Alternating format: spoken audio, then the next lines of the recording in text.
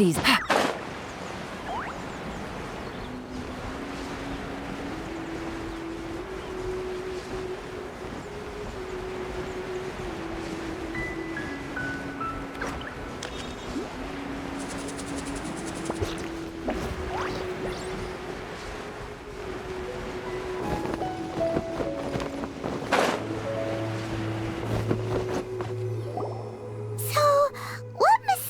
Rituals are you gonna perform here? No ritual at all. We just need to kill some time. Eh? Wait, you didn't take all that vengeful god's curse stuff seriously, did you? They were eradicated ages ago. You saw those two. One thinks he's been cursed, and the other one believes his friends turned into an evil spirit. It's hard to reason with them. Now you see why I believe that ordinary folks should be kept in the dark. I've seen too many people lose their senses on account of things like this. If you want to calm them down, you need to convince them with something tangible. And the best way to do that is to make a great show of destroying the boogeyman they believe in before their very eyes. Sounds like that might work. If you were trying to cheer up a 3-year-old. You're onto something. After all, we're only afraid of what we don't know. Because you can't guarantee that telling an ignorant person the truth will improve the situation instead of exacerbating it. What I can do is pretend to pull back anyone who believes their time is nigh. But since the curse is imaginary, our fix will also be make-believe. Makes sense. But why would anyone believe that it's a curse? Do you know the history of the Yaksha? They once fought against the ancient gods. They fought brilliantly in a battle that engulfed the whole world in darkness. Although the gods were defeated in the end, their resentment persevered. That resentment turned into a pestilence spreading amongst the ordinary folk. Hysteric people mistook it for the curse of the gods. The plague took the lives of many, which only furthered its spread, as the dead were a breeding ground for the disease. Then someone discovered how to prevent it from spreading, purify the air, and burn the bodies of the deceased. The pioneers of these practices were, you guessed it, the founders of the Wangsheng Funeral Parlor. Paimon didn't see that coming. Really? Yes. Anyway, it took many years, but eventually the plague was completely eradicated. We've dealt with similar phenomena multiple times throughout the ages. Each time we successfully restored the balance between life and death. To sum it up, we are gatekeepers, guarding the border for the sake of both the living and the dead. So when I say this curse is just a figment of the imagination, I say it with more certainty than most. But I also can't really go telling people that the ancient plagues were real, or it would incite panic. Anyway, let's wait a bit more and get ready for the show. This leyline monolith will make for a really great prop. You're finally here! We just finished our preparations. Now, look here. This device is used to drive away evil spirits. It'll absorb the curse inside you and cause it to take a physical form. But don't worry, the traveler here is a seasoned warrior and will assure our safety. Oh, right. I forgot to tell you. It'll be fine. Will that really solve my problem? Trust the director. She might look like a weirdo, but she's serious about everything she does. How can you call me a weirdo? I mean, wouldn't you say it's more charmingly naive or disarmingly different? All right, let's get down to business. My glamorous assistant, please activate the device.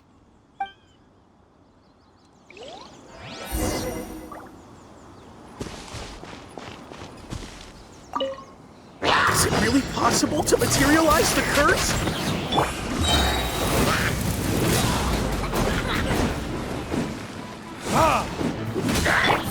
Here comes the catch.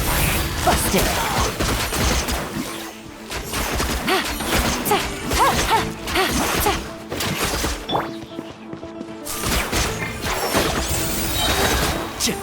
I'm counting on you!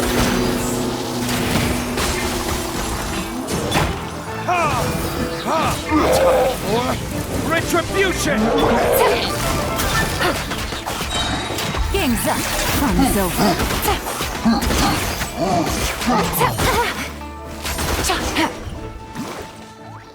How are you feeling? Did the curse leave your body? Yes, I feel more invigorated than ever before. I'm cured.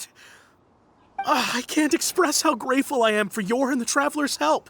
If it hadn't been for you, the curse would have taken my life. Great. In which case, I guess now I can tell you. You've been pranked! What? This exorcism device? People like you wouldn't recognize it, but it's just an old ley line monolith deceptively effective at attracting monsters. And those were real monsters, not a manifestation of your curse. So riddle me this.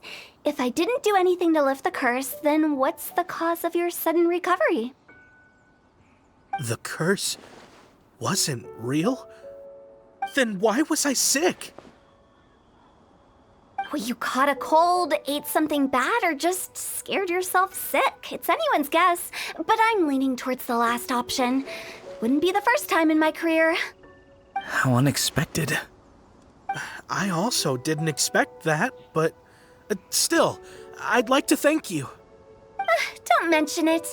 I found a way to deal with your fears this time, but I can't do it over and over again, so I'd appreciate it if you try not to give in to superstitions in the future.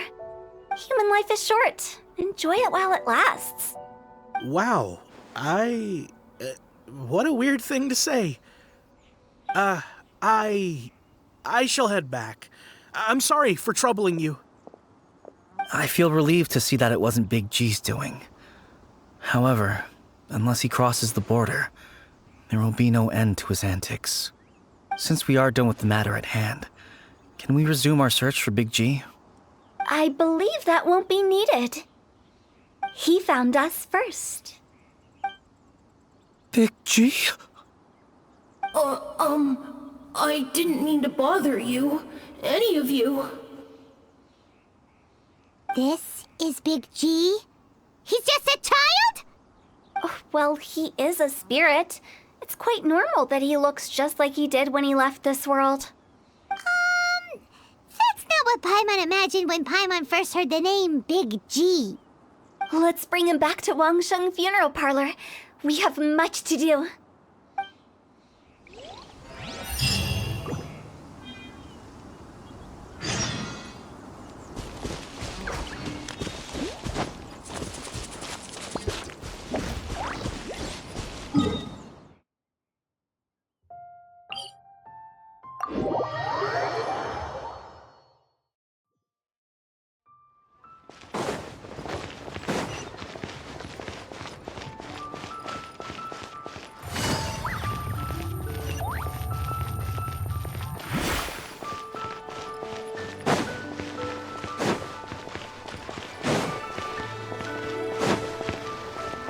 After all that's happened, Paimon's not even sure what's going on anymore.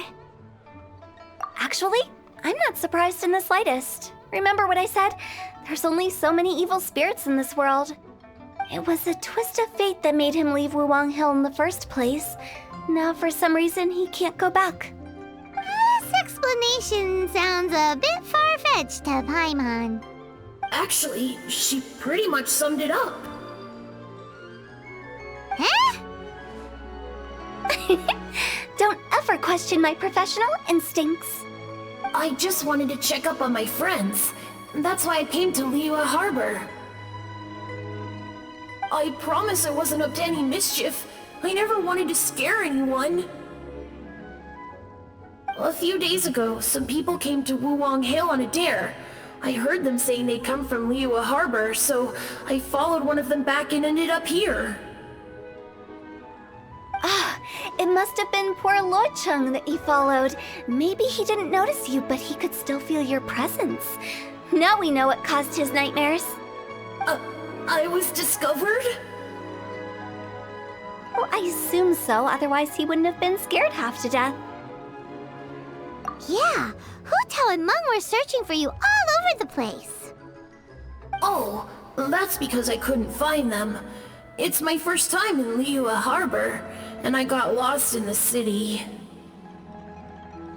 Now that you mention it, Big G always had a poor sense of direction. When we were kids, he'd never go down the hill by himself. We always had to lead him. So, all of this was just because you got lost? Why didn't you just fly? Like any other ghost or spirit? Don't you think it's much easier to find your way from up above?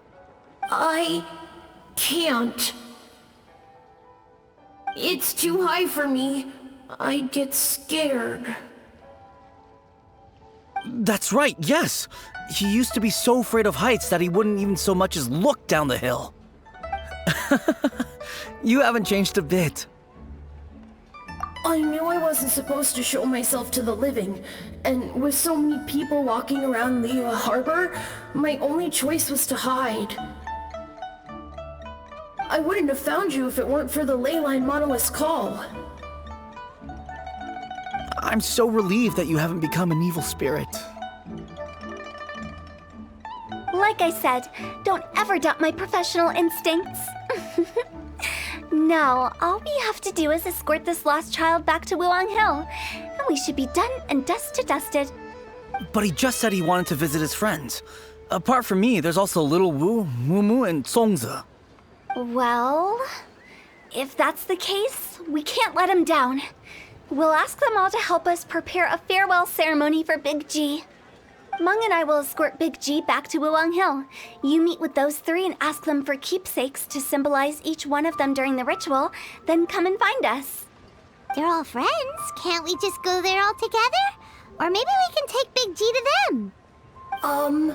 That's not a good idea. I don't want to scare them. I wouldn't want ordinary folks to become superstitious. The less they know, the better. So be careful what you say when you collect the keepsakes.